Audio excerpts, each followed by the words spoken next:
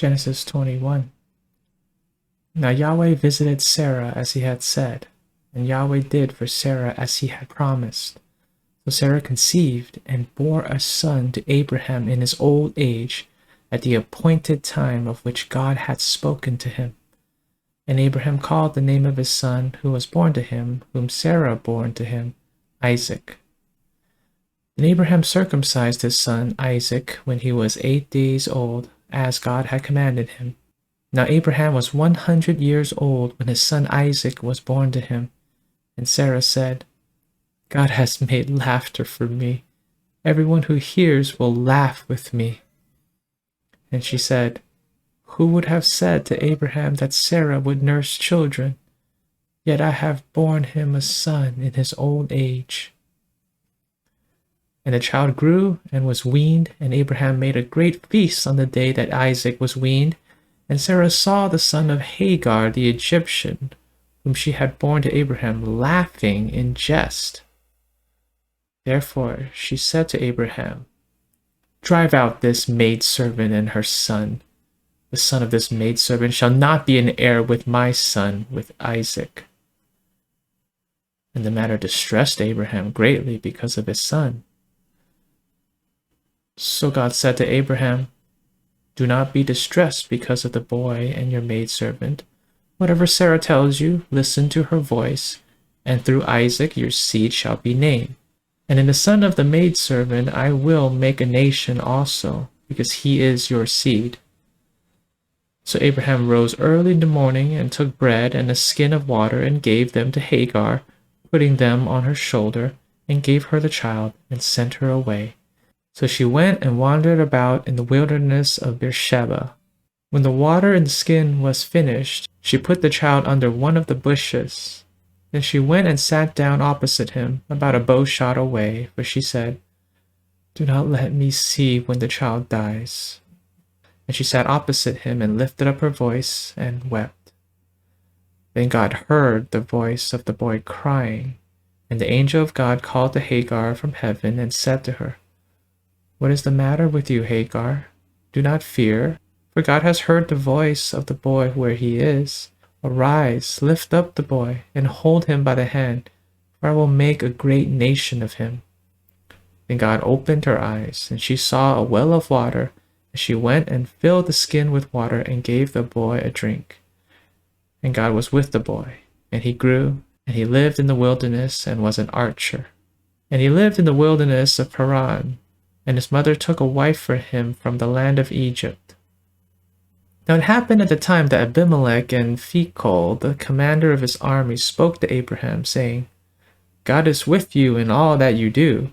So now swear to me here by God that you will not deal falsely with me, or with my offspring, or with my posterity, but according to the loving kindness that I have shown you, you shall show me and the land in which you have sojourned.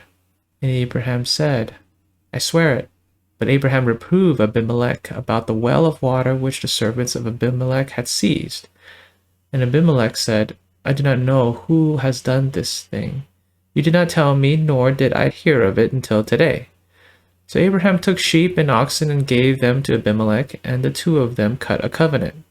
Then Abraham set 7 ewe lambs of the flock by themselves. And Abimelech said to Abraham, What do these 7 ewe lambs mean, which you have set by themselves? He said, You shall take these 7 ewe lambs from my hand, so that it may be a witness to me that I dug this well. Therefore he called that place Beersheba, because there the two of them swore an oath.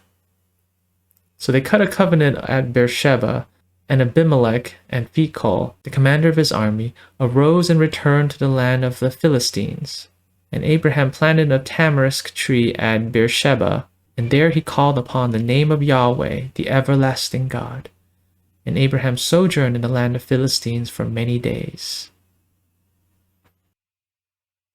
We see some familiar motifs here, one of which is speaking. There's a matter of speaking commands and obeying, and speaking promises and believing. Verse 1 is saturated with that. It wasn't simply Yahweh visiting Sarah. It's visiting as he had said. as he had spoken. Same thing about what God did for Sarah, namely to have her conceive and bear a son, verse 2. And Yahweh did, verse 1, as he had promised. So this is about how what God says comes true. And it continues in verse 2. When it has happened at the appointed time. What's the reference? Well, of which God had spoken. Everything hinges upon God's words. And it's not just words of promise in which we believe, but also words of instruction for us to obey. Verse 4, Abraham circumcised his son. Not simply that, but the text is explicit, as God had commanded him. It was never about the circumcision. It was about our obedience to what God says. All power and authority derives from God and what God says. Verse 12, God said to Abraham, do not be distressed because of the boy and your maidservant. Whatever Sarah tells you, listen to her voice. This is not to be mistaken for whatever your wife tells you, do what she says. It's actually more like whatever someone tells you that is also consistent with what God tells you, then do what he or she says. There's also another motif that is distinct from words of promise or words of instruction or commands, but simply weeping, crying in distress. Verse 16, Hagar sat opposite of her son and lifted up her voice and wept. In verse 17, God heard the voice of the boy crying. When we cry out in distress, God hears. And it's always a comforting thing when we know God hears. Verse 17, do not fear, for God has heard your voice. Do not fear. Why? For God has heard the voice of the boy where he is.